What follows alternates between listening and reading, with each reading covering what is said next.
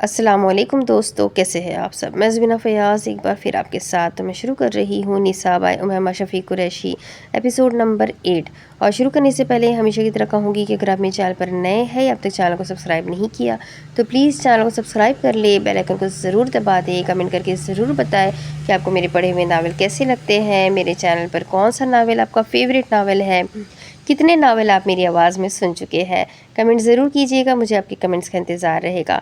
تو چلیں ہم اس ناول کو جلدی سے وقت کو ضائع نہ کرتے ہوئے سٹارٹ کرتے ہیں۔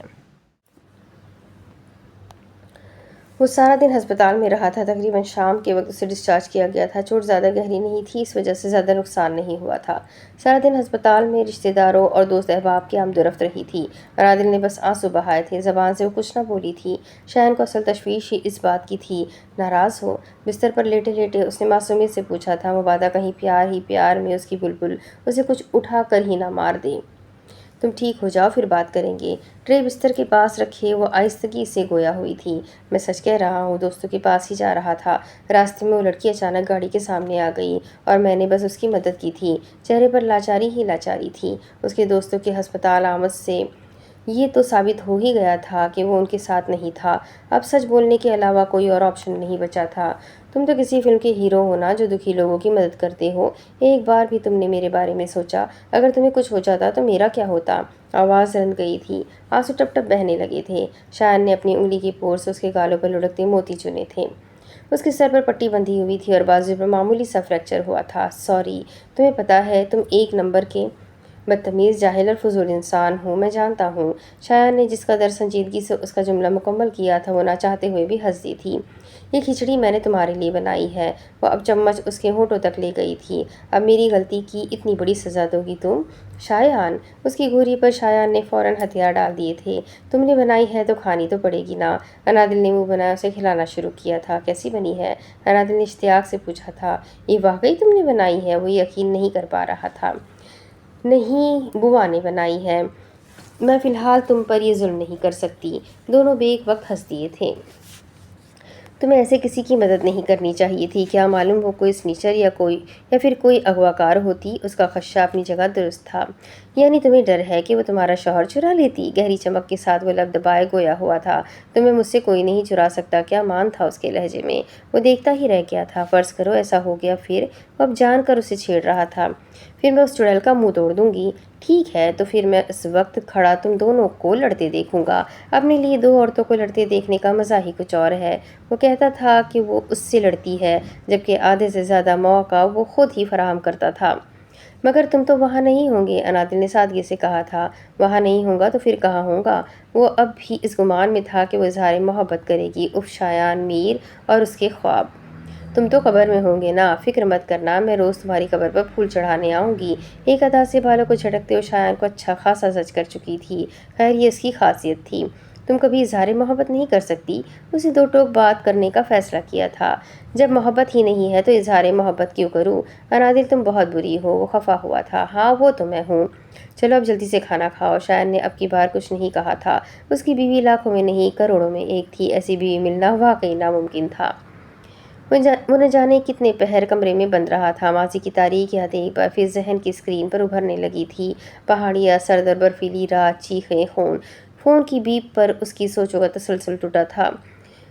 افزا کا نام دیکھ کر اس نے ناگواری سے کال کاٹی تھی، مگر ایک کے بعد دوسری کالز نے اس کا دماغ الٹ کر رکھ دیا تھا۔ اس نے لب بھیجے غصے سے کال ریسیو کی تھی۔ احنف، سب ٹھیک تو ہے نا؟ اسپیکر سے مسترب سے آواز گونجی تھی۔ ٹھیک ہے، اس نے سرد لہجے میں جواب دیا تھا۔ تم اس طرح سے کیوں آ گئے؟ کوئی کام یاد آ گیا تھا؟ ٹھیک ہے، تو پھر دوبارہ کب مل رہے ہو مجھ سے؟ کبھی نہیں، دو لفظی سیدھا جواب۔ کیا مطلب؟ وہ گھبرا گئی تھی۔ مطلب یہ افزا میڈم، تم میرے لیے گئے امتحان میں بری طرح فیل ہو چکی ہو، دوبارہ کال مت کرنا۔ وہ اس وقت اس سے تو کیا کسی سے بھی بات نہیں کرنا چاہتا تھا، مگر افزا سے جان چھڑوانا بھی ضروری تھا۔ یہ تم کیا کہہ رہے ہو؟ میں سمجھی نہیں۔ احنف، میں تمہاری ہونے والی بیوی ہوں، ہم بہت جلد نکاح کر لیں گے۔ پلیز مجھ سے اس لہجے میں بات مت کیا کرو۔ اب احنف کو کھونے کا تصور بھی نہیں کر سکتی تھی۔ احنف کا سرد رویہ کبھی اتنا تکلیف دہ نہیں لگا تھا جتنا آج۔ پہلے وہ اس سے بہت دور تھا، مگر اب اس کے اقرار کے بعد وہ اس پر اپنا حق سمجھنے لگی تھی۔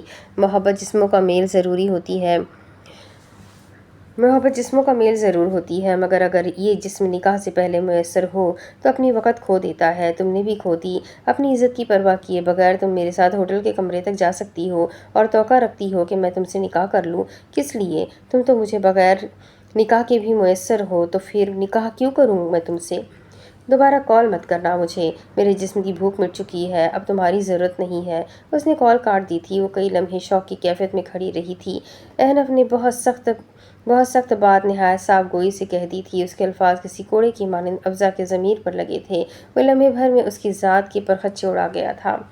آئی ایم سوری افزا، مگر میں تمہیں اپنے انتقام کی بھیٹ نہیں چڑھاؤں گا۔ بہتر ہے کہ تم مجھے بھول جاؤ۔ فون کی تاریک اسکرین کو گھورتے احنف نے بے بسی سے سانس لینے کی کوشش کی تھی، جبکہ فضا میں آکسیجن کی مقدار کافی کم تھی، یا پھر شاید وہ ایسا محسوس کر رہا تھا۔ رات کے پچھلے پہر وہ نیند میں کافی بے چین ہوا تھا۔ اس کے سینے میں مانو آگ سی لگ رہی تھی۔ ایک ہی ساتھ اسے کیا کیا یاد نہیں آ رہا تھا۔ میں نے طلاق نہیں دی، میں نے گاڑی ہٹ، آخری voice note, I am sorry Anadil, I am sorry. وہ نیند میں گہری گہری سانسیں لینے لگا تھا۔ شایان تم ٹھیک تو ہو؟ وہ تو کب سے اس کے سرہانے ہی بیٹھی تھی۔ شایان کی حالت کے پیش نظر وہ ایک لمحہ بھی نہ سو سکی تھی۔ انادل میں نے جان کر نہیں کیا، تم مجھے چھوڑ کر مت جانا۔ شایان میں کہیں نہیں جا رہی، تم ریلیکس ہو جاؤ۔ انادل نے اس کے ماتھے پر ہاتھ رکھا تھا۔ اب وہ نرمی سے اس کے بال سہلا رہی تھی۔ وہ منہ میں بڑبڑاتا ہوا واپس نیند کے آغوش میں چلا گیا تھا۔ صبح اس کے اٹھنے پر انادل نے اسے ناشتے کے بعد دوا کھلائی تھی۔ شایان کی حالت اب قدرے بہتر تھی۔ ایک بات پوچھوں تم سے؟ وہ نرمی سے گویا ہوئی تھی۔ تم کل رات نیند میں کیا کہہ رہے تھے؟ کیا؟ وہ ہڑبڑا کر اٹھا تھا۔ وائس نوٹ، طلاق اور گاڑی۔ تم کل نیند میں کہہ رہے تھے کہ تم نے مجھے طلاق نہیں دی۔ شایان نے بے اختیار اپنی نم پیشانی کو چھوا تھا۔ ہاں تو میں نے نہیں دی، اسے نظر چرائی تھی۔ اس بات کا مطلب مجھے سمجھ نہیں آیا شایان۔ دیکھو میں تمہاری بیوی ہوں، تم مجھ سے اپنی پریشانی شیئر نہیں کرو گے تو پھر کس سے کرو گے؟ اس کا ہاتھ تھامے وہ اب اسے بولنے کا حوصلہ دے رہی تھی۔ وہ بھی ہمت ہار گیا تھا۔ آخر کب تک وہ اس سے یہ سب چھپاتا؟ میں تمہیں کچھ بتانا چاہتا ہوں، لب کترتے اس نے بولنا شروع کیا تھا۔ میں سن رہی ہوں۔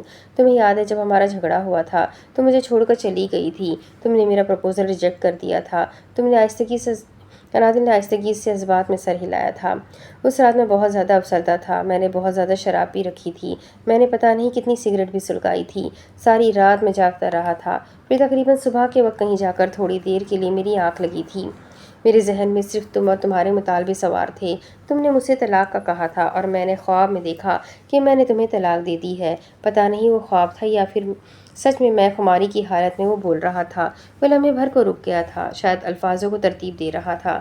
انادل مکمل طور پر اس کی طرف متوجہ تھی، بغیر کسی تاثر کے۔ میں آج محض تمہاری خوشی کی خاطر تمہیں آزاد کرتا ہوں۔ انادل میں شایان میر اپنے پورے ہوش و حواس میں انادل میں تمہیں طلاق دیتا ہوں۔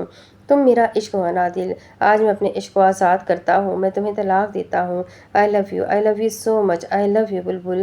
میں تمہیں طلاق دیتا ہوں۔ شایان۔ انادل کے جھنجھوڑنے پر وہ ہوش میں واپس آیا تھا۔ آگے کیا ہوا؟ اس کا چہرہ بالکل سپاٹ تھا، وہاں کوئی حیرت اور کوئی غصہ نہیں تھا۔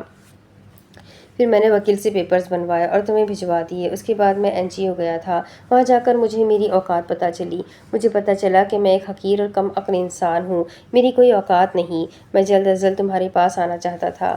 گاڑی ڈرائیو کرتے مجھے آکسیجن کی کمی محسوس ہو رہی۔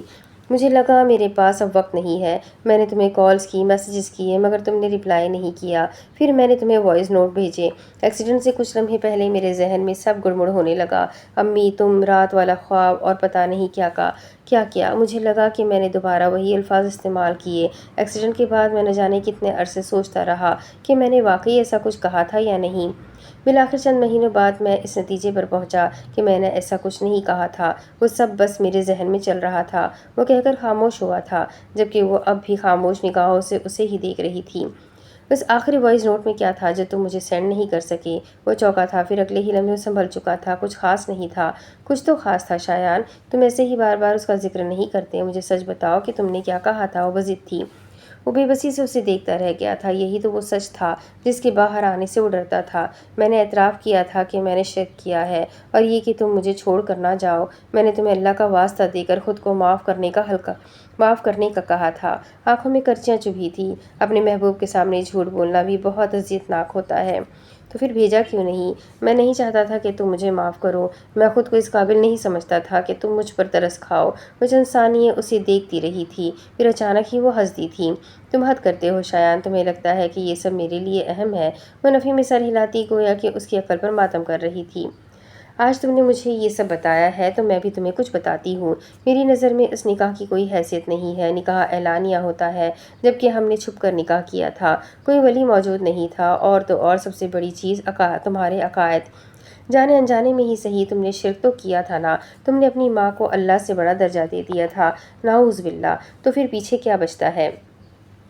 میرے لیے صرف وہی نکاح اہم ہے جو تم نے مجھ سے ایمان کی حالت میں ساری دنیا کی موجودگی میں ایک نئے حق مہر کے ساتھ کیا ہے۔ پہلے جو بھی تھا اسے بھول جاؤ اور مجھے بھی بھولنے دو، انادل نے اس کے سینے پر سر رکھتے کہا تھا۔ وہ مطمئن ہو گئی تھی، جبکہ شایان کے کندھوں کا بوجھ مزید بڑھ گیا تھا۔ یہ آدھا ادھورا سچ اسے مزید گنہگار بنا رہا تھا۔ اسے اپنی دوست کے گھر آئے 2 دن گزر گئے تھے۔ وہ ایک بولڈ اور ماڈرن قسم کی عورت تھی، جس کا اٹھنا بیٹھنا کافی اوباش مردوں میں ہوتا تھا۔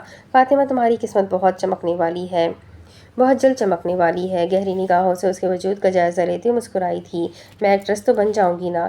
بالکل، مگر اس کے لیے تمہیں بہت پاپڑ بیلنے پڑیں گے۔ سب سے پہلے تو تمہیں یہ پردہ چھوڑنا ہوگا، پھر اپنی ڈریسنگ تبدیل کرنی ہوگی، میڈیا کے سامنے تمہیں اعتراف کرنا ہوگا کہ تم پر زبردستی یہ پردہ تھوپا گیا ہے۔ تمہارے والد تمہیں دبانا چاہتے تھے اور اس لیے تم وہاں سے بھاگی ہو، مگر وہ گھبرا گئی تھی۔ اپنے باپ کے خلاف بولنا واقعی ایک مشکل کام تھا۔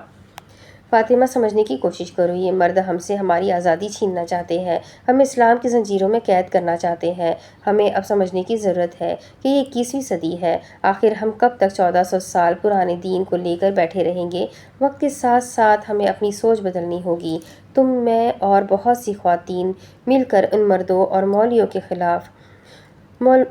کے خلاف آواز اٹھائیں گے، ہم احتجاج کریں گے۔ تم ایک فیمنسٹ بنو گی فاطمہ، وہ اسے ورگلا رہی تھی۔ وہ لبرل نام نہاد مسلمان یہودیوں کی تنظیم کو آگے بڑھا رہی تھی، جسے پیسے کی ہوس نے اندھا کر دیا تھا۔ حلیمہ کو گھر چھوڑنے کے بعد وہ اپنی ماں کے کمرے میں ان کی گود میں سر رکھے لیٹا ہوا تھا۔ حلیمہ جی کے ساتھ بہت بڑی زیادتی ہوئی ہے۔ میں ایک ان پڑھ اور واجبی سی شکل و صورت رکھنے والا شخص ہوں، اور وہ اتنی پڑھی لکھی اور خوبصورت، میں ان کے قابل نہیں ہوں۔ اس کی آواز رن گئی تھی، آنکھوں میں پانی چمکنے لگا تھا۔ خود سے زیادہ اسے حلیمہ کی پرواہ تھی۔ حلیمہ نے کچھ کہا ہے کیا؟ کچھ کہنے کی ضرورت نہیں ہے، وہ بہت بوکھلائی سی ہے۔ صبح بھی اتنا رو رہی تھی۔ امی، کیا ہو جاتا جو آپ میرے حق میں دعا کر دیتی؟ آپ کی دعاؤں میں تو اتنا اثر ہے نا، آپ میرے لیے فاطمہ جی کو مانگ لیتی نا۔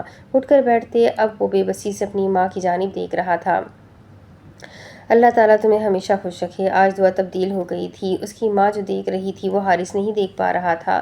آپ نے کیوں ہمارا نکاح کروا دیا؟ میں خوش نہیں ہوں اور حلیمہ جی بھی خوش نہیں ہے۔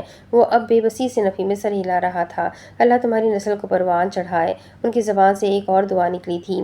امی، اب بس کر دے، اب مزید کوئی دعا نہ دے، وہ غصے سے کہتا وہاں سے چلا گیا تھا۔ اللہ کے فیصلوں کے آگے ضد نہیں کرتے، بلکہ ادب سے سر جھکاتے ہیں۔ وقت تمہیں اللہ کے فیصلے کی حکمت اور میری دعاؤں کی تاثیر دکھا دے گا۔ وہ سر جھٹک کر کمرے سے باہر چلا گیا تھا۔ اس کی والدہ مدھم سا مسکراتی تھی۔ وہ جب سے گھر واپس آئی تھی اس کی عجیب کیفیت تھی۔ اس نے زندگی میں پہلی بار مرد کا یہ روپ دیکھا تھا۔ اس کا دل بہت زیادہ گھبرایا ہوا تھا۔ حلیمہ، یہ تمہارا ہاتھ کیسے جلا؟ طاہرہ بیگم کی نگاہ اس کے ہاتھ پر پڑی تھی۔ وہ امی، حارث نے کیا ہے یہ؟ دروازے پر کھڑے غفران بلوچ کے قدم رک گئے تھے۔ نہیں امی، آپ، میری بیٹی کی تو قسمت ہی خراب ہے، پہلے وہ زاہد اور اب یہ حارث، یہ سب اس فاطمہ کی وجہ سے ہوا ہے۔ اس نے ہمیں کہیں کا نہیں چھوڑا، انہوں نے سر پیٹتے افسوس سے کہا تھا۔ آپ غلط ہاتھ بھی اٹھایا ہے تم پر، وہ اس کی سن ہی کہاں رہی تھی۔ دیکھو حلیمہ، مجھ سے کچھ مت چھپاؤ، بہت مارا ہے کیا اس نے تمہیں؟ میں اسے زندہ زمین میں دفنا دوں گا۔ اس کی ہمت کیسے ہوئی میری بیٹی پر ہاتھ اٹھانے کی؟ فاطمہ کی غلطی کی سزا وہ تمہیں نہیں دے سکتا۔ اس کے کچھ کہنے سے پہلے ہی غفران بلوچ اندر داخل ہوئے تھے۔ وہ بیچاری تو بس اپنے ماں باپ کو دیکھتی ہی رہ گئی تھی۔ زاہد کی باری تو وہ اسے گھر بسانے کا لیکچر دیتے تھے، اور اب وہ اس کا گھر توڑنے پر تلے تھے۔ آپ لوگ جو سمجھ رہے ہیں ویسا کچھ نہیں ہے، حارث جی نے میرے ساتھ کچھ غلط نہیں کیا، وہ بہت اچھے ہیں۔ حلیمہ نے نگاہیں جھکائے آہستگی سے کہا تھا۔ نہ جانے کیوں اس کا دل اس کا نام لینے پر زور سے دھڑکا تھا۔ تو پھر تمہارا ہاتھ کیسے جلا؟ طاہرہ بیگم اب بھی تشویش کا شکار تھی۔ ناشتہ بناتے ہوئے میرا ہاتھ جل گیا تھا۔ غفران بلوچ اور طاہرہ بلوچ دونوں کے اعصاب ایک دم ہی ڈھیلے پڑے تھے۔ ابا فکر نہ کریں، میں آپ کو شکایت کا موقع نہیں دوں گی، میں ہر حال میں اپنا گھر بساؤں گی، تمہیں یہی کرنا چاہیے، میرے کندھے اب دوبارہ تمہارا بوجھ نہیں اٹھا سکتے۔ حلیمہ اب جو بھی ہے یہی ہے، یاد رکھنا، اب وہاں سے صرف تم قبر میں جاؤ گی۔ سخت لہجے میں اپنی بات کہے وہ وہاں سے جا چکے تھے، یہ سختی ان کے مزاج کا حصہ تھی۔ بیٹیوں کے لیے اگر کبھی کوئی نرم گوشہ دکھا بھی دیتے تو بچپن کی تعلیم اور روایات انہیں یہ ضرور یاد دلا دیتی تھی کہ بیٹیاں محض بوجھ ہوتی ہیں۔ اس دن کے بعد سے افزا احنف کو مکمل طور پر نظر انداز کر رہی تھی، جبکہ احنف اس کے پیچھے پیچھے گھوم رہا تھا۔ وہ اس سے کئی بار معافی بھی مانگ چکا تھا، مگر افزا نے کوئی جواب نہیں دیا تھا۔ آج بھی کالج کے بعد وہ اس کے پیچھے گیا تھا۔ ایک بار میری بات تو سن لو۔ کیا سنوں میں احنف، کیا رہتا ہے اب؟ وہ غم و غصے میں پاگل ہوتی چلائی تھی۔ آئی ایم سوری، احنف نے سر کھجاتے کہا تھا۔ تمہیں سوری کہنے کی ضرورت نہیں ہے، بلکہ میں تمہیں شکریہ کہتی ہوں، بہت بہت شکریہ مجھے یہ احساس دلانے کے لیے کہ ہم لڑکیوں کی عزت اتنی معمولی نہیں ہوتی جو تم جیسوں پر لٹا دے۔ اگر ہم اپنی عزت نہیں کریں گے تو کوئی بھی ہماری عزت نہیں کرے گا۔ لال بابو کا چہرہ لیے وہ پورے تنفس سے اسے گھور رہی تھی۔ احنف نے ایک نظر اسے دیکھا تھا، پھر اس نے افزا کو سائیڈ اسمائل پاس کی تھی۔ وہ جل کر کوئلہ ہو گئی تھی۔ اچھی بات ہے جو تمہیں احساس ہو گیا، میں بھی تمہیں یہی بتانا چاہتا تھا کہ تم خاص ہو۔ ہر لڑکی خاص ہوتی ہے، لیکن صرف تب تک جب تک وہ خود کو بے مول نہیں کرتی۔ بہت سادہ انداز میں اس پر بم گرا گیا تھا۔ تم یہ کہہ رہے ہو کہ وہ بکواس تم نے جان بوجھ کر کی تھی؟ خوخار تاثرات چہرے پر سجایا مزید 2 قدم اس کے قریب آئی تھی۔ میری بہن کہتی ہے جو تہجد میں اٹھ کر دعائیں مانگتا ہے وہ کبھی سگریٹ نہیں پی سکتا، تو پھر زنا کیسے کر سکتا ہے؟ ایک معصوم کی زندگی کیسے برباد کر سکتا ہے؟ احنف نے مسکرا کر کندھے اچکائے تھے۔ وہ کچھ دیر شوق کی کیفیت میں اسے دیکھتی رہی تھی، پھر اس نے کندھے پر پہنا کالج بیگ گھما کر احنف کے منہ پر دے مارا تھا۔ I hate you. وہ روتے ہوئے وہاں سے بھاگی تھی۔ احنف کو مانو دن میں تارے دکھے تھے، ایک تو اتنا بھاری بیگ، اوپر سے اس کی زپ پر لگی وہ 2 کلو کی چین، ہونٹ سے اب خون کی بوندیں نکل رہی تھی۔ یہ تو بہت ظالم ہے۔ چکراتے سر کو تھامے وہ ایک بار پھر اس کے پیچھے گیا تھا۔ وہاں سے بھاگتی ہوئی وہ قریبی پارک گئی تھی، اب ایک بینچ پر بیٹھی مسلسل آنسو بہا رہی تھی۔ تہجد گزار پر بھی اگر شیطان یا نفس حاوی ہو جائے تو گمراہ ہوتے ایک لمحہ بھی نہیں لگتا۔ جب 2 نامحرم تنہائی میں ساتھ ہوتے ہیں تو ان کے درمیان تیسرا شیطان ہوتا ہے۔ افزا نے سرخ آنکھوں سے اپنے عقب میں بیٹھے اس شخص کو دیکھا تھا جس کی باتیں بہت زیادہ عجیب تھی، اس کی کہی اپنی ہی باتوں میں بہت زیادہ تضاد تھا۔ میں نے آج تک کبھی کسی سے اس طرح معافی نہیں مانگی، تم سے مانگ رہا ہوں کیونکہ مجھے افسوس ہے۔ وہ آنسو پوچھتے رخ موڑ گئی تھی۔ کیا ہم محض اچھے دوست نہیں رہ سکتے؟ احنف کے کہنے پر افزا نے اس کی جانب دیکھا تھا۔ ٹھیک ہے، وہ مان گئی تھی۔ ویسے تم کبھی مجھے اپنی موم سے تو ملوانا، میرا مطلب ہے میں پہلے بھی نہیں مل سکا۔ تمہارے ڈیڈ بھی یہیں رہتے ہیں کیا؟ نہیں، وہ یہاں نہیں رہتے۔ کیوں؟ وہ بزنس کی وجہ سے۔ کس ملک میں رہتے ہیں وہ؟ اسے کرید رہا تھا۔ پاکستان۔ احنف نے گہری سانس اندر کی جانب کھینچی تھی۔ یعنی تم اپنی موم کے ساتھ یہاں رہتی ہو؟ اس نے ایک امید سے پوچھا تھا۔ موم بھی پاکستان رہتی ہے؟ اس کی آنکھوں کی چمک فوراً بجھ گئی تھی۔ تو پھر تم یہاں؟ میں بچپن سے ہی یہیں گرینی کے ساتھ رہی ہوں۔ پاکستان کا نام سنتے ہی مجھے کچھ ہونے لگ جاتا ہے۔ میں نے تو موم سے بھی کتنی دفعہ کہا ہے کہ یہاں شفٹ ہو جائے، وہاں تو ہر وقت بلاسٹ ہی ہوتے رہتے ہیں، دہشت گردی کے خوف سے مجھے تو نیند ہی نہیں آتی۔ وہ اب کافی حد تک نارمل ہو چکی تھی۔ ویسے تمہاری موم کیسی خاتون ہے؟ میرا مطلب ہے کہ سخت تو نہیں ہے نا؟ بالکل بھی نہیں، وہ ایک آزاد خیال خاتون ہے اور انہوں نے مجھے بھی مکمل آزادی دی ہوئی ہے۔ اور تمہارے ڈیڈ؟ ان کا مجھے نہیں پتا، وہ اپنے کام سے کام رکھتے ہیں، میں ان کی زندگی میں دخل نہیں دیتی۔ اس کے لہجے میں گھلتی کڑواہٹ کو بآسانی محسوس کر چکا تھا۔ کیوں؟ میری موم کی ان سے سیکنڈ میرج ہے۔ احنف کی آنکھوں میں کرچیاں چبھی تھی، مگر اس وقت اسے نہایت تحمل کا مظاہرہ کرنا تھا۔ اور ان کی فرسٹ وائف وہ کہاں ہے؟ ان کی ڈیتھ ہو چکی ہے۔ ان کی ڈیتھ کے بعد ہی موم نے ان سے شادی کی تھی۔ احنف نے سختی سے مٹھیاں بھیجی تھی، آنکھوں میں ابلتے لاوے کو اس نے اندر ہی کہیں دبا دیا تھا۔ ان کی فرسٹ وائف کے بچوں کا کیا؟ تمہاری موم نے ایک بار بھی اس بارے میں سوچا؟ اس بارے میں موم کیوں سوچے؟ اس بارے میں تو ان کے ڈیڈ کو سوچنا چاہیے نا۔ اور جہاں تک مجھے علم ہے ان کی کوئی اولاد نہیں تھی۔ افزا اب اس تفتیش سے بیزار ہونے لگی تھی۔ اتنی دلچسپی تو احنف نے کبھی اس کی ذات میں بھی نہیں دکھائی تھی جتنی دلچسپی وہ اس کی فیملی میں دکھا رہا تھا۔ شادی چاہے بعد میں کی ہو، مگر افیئر تو پہلے کا تھا نا۔ وہ یہ الفاظ زبان پر نہیں لایا تھا، اندر کی بھڑکتی آگ کو اس نے بمشکل روکا تھا۔ یہ آگ باہر آ کر ہر ایک کو جھلسانے کو تیار ہے، مگر اسے ابھی صحیح وقت کا انتظار تھا۔ شایان کو ٹھیک ہوئے کافی دن گزر چکے تھے، اس نے آفس جانا بھی شروع کر دیا تھا۔ آج عنادل نے اسے سرپرائز دینے کے لیے کھانا بنانے کا فیصلہ کیا تھا۔ کچن میں آتے ہی اس نے سب سے پہلے انابیہ کو کال ملائی تھی۔ رسمی سے علیگ سلیگ کے بعد وہ سیدھا مدعے پر آئی تھی۔ اپیا میں شایان کے لیے کھانا بنا رہی ہوں، اللہ خیر ہی کرے۔ अनाबिया के दिल ने फ़ौरन आवाज़ उठाई थी। सच शुक्र की ज़बान खामोशी रही थी। आप ना मुझे बताती जाए, मैं वैसे वैसे करती जाऊँगी। नाचार अनाबिया को हामी भरनी ही पड़ी थी। वो जैसे जैसे उसे बता रही थी अनादिल वैसे ही कर रही थी। अब एक काम करो, गोश्त में तमाम मसाला जात डाल दो। अनाबिया ने उसे बारी बारी मसालों के नाम बताए थे। मिर्च और नमक के अलावा उसे कुछ समझ नहीं आई थी। अपिया हल्दी नहीं मिल रही, वहीं देखो इधर ही होगी। अपिया समझ नहीं आ रही, ये हरे रंग वाली है या काले रंग वाली। अनादिल ने नासमझी से दोनों डब्बों को देखा था। अनाबिया के आसाब बिल्कुल शल हो गए थे। हरे और काले रंग के डब्बों के दरमियान देखो, शायद सफ़ेद रंग की हल्दी दिख जाए तुम्हें, अनाबिया ने कुड़कर कहा था। अनादिल को खाना पकाना सिखाने से कई गुना ज़्यादा बेहतर था वो किसी दीवार में ही सर मार लेती। हाँ, अपिया मिल गई। उसने चहकते हुए डिब्बा उठाया था। अनाबिया गड़बड़ाकर सीधी हुई थी। आखिर उसकी बहन ने नई दरियाफ्त जो कर ली थी, बस मीडिया वालों तक खबर पहुंचने की देर थी और अनादिल साहिबा का नाम वर्ल्ड बुक में आना था। दिल, तुम मार खाओगी मुझसे, वीडियो कॉल करो मुझे। अनाबिया की झड़प पर अनादिल ने झट से उसे वीडियो कॉल की थी। ये हल्दी है। अनाबिया की आंखें फटी की फटी रह गई थी। आप ही ने कहा था। आह, ये मासूमियत। दिल, ये मीठा सोडा है। तुम आखिर इस बेचारे के साथ क्या करना चाहती हो? अनाबिया ने दांत कसराते पूछा था। अनादिल मुंह बसोर कर रह गई थी। खाना बनाने से कहीं बेहतर था कि वो केमिस्ट्री के फॉर्मूले याद कर लेती। अपने पीछे देखो, वो हल्दी है मगर उसका रंग पीला सा है। नहीं, शायद नारंगी है। अनादिल ने डब्बे को उलट पुलट कर देखा था। दिल, मैं तुम्हारा सर फाड़ दूंगी। कभी दूध में हल्दी मिलाकर नहीं पी तुमने? वो बिला वजह उसका बीपी हाई कर रही थी। अच्छा, तो ये वो हल्दी है। अपिया, आप पहले नहीं बता सकती थी? अब मुझे क्या पता कि दूध में मिलाने वाली और खाना पकाने वाली हल्दी एक ही होती है। सारे इल्ज़ामात से खुद को बरी करते वो अपने हाथ मुतमईन थी। अल्लाह शायन की हिफाजत करना। अनाबिया के दिल से दुआ निकली थी। आप सब लोग उसकी इतनी साइड क्यों लेते हैं? बुरा मान गई थी। क्योंकि हम सब तुम्हें बखूबी जानते हैं। मुंह में बड़बड़ा कर रह गई थी। उसकी कदर यहाँ किसी को नहीं थी। खैर, 2 घंटों की अनथक मेहनत के बाद अनादिल शहजाद ने शायन मीर अहमद के लिए दोपहर का खाना तैयार कर ही लिया था। अब वो कैसा बना था ये तो शायन ही बता सकता था। वो जब ऑफिस से घर लौटा था तो उसे एक खुशगवार हैरत का सामना करना पड़ा था। अनादिल बनी सवरी लाउंज में खड़ी उसका इंतजार कर रही थी। वो मुस्कुराकर उसका हाथ थाम कर उसे कमरे में ले गई थी। उसके कपड़े, गर्ज के हर चीज़ ही तैयार थी। अभी खुशगवार हैरत परेशानी में तब्दील होने लगी थी। अनादिल बार बार किसी सरप्राइज़ का जिक्र कर रही थी और शायान की छठी हिस्स उसे मुसलसल लाल सिग्नल दिखा रही थी। अब बता भी दो कि क्या सरप्राइज़ है। डाइनिंग टेबल पर बैठते वो झिंझिलाकर गोया हुआ था। आज का खाना मैंने बनाया है। वो खुशी से उछली थी जबकि शायान का मुंह बेख्तियार खुल गया था। काश कि वो आज का खाना बाहर खा आया होता, या फिर वो अनादिल को ये ना बताता कि उसे भूख लग रही है। आह, कि काश। मैं तुम्हें सर्व करती हूँ, मैं डाइनिंग पर हूँ। उसकी ज़बान ने फ़ौरन मादे मैं डाइटिंग पर हूँ। उसकी ज़बान ने फ़ौरन मादे को बचाने के लिए झूठ गढ़ा था।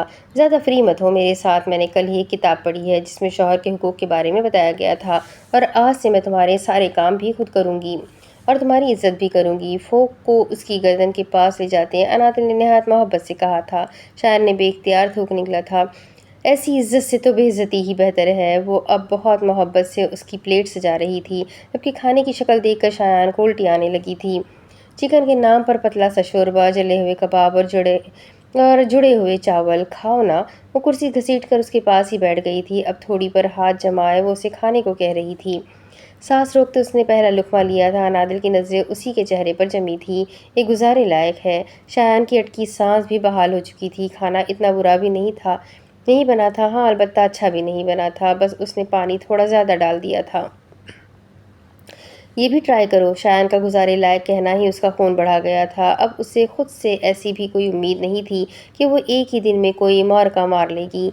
ये भी ठीक है, सिर्फ थोड़े से कच्चे हैं। ये जुमला उसने दिल में ही अदा किया था। हाय अल्लाह जी, इसका मतलब तुम्हें अच्छा लगा? वो पुरजोश सी उठ खड़ी हुई थी। जबरन सर को अज़बात में हिलाया गया था। ये भी खाओ ना। शायान ने अब अफसोस से चाइनीज़ राइस को देखा था। आज सारे तजुर्बे उस पर ही होने थे। ये भी अच्छे हैं, बस नमक ज़्यादा है। ये जुमला भी दिल में ही अदा किया गया था। अब वो कम से कम अपनी बीवी का दिल नहीं तोड़ सकता था।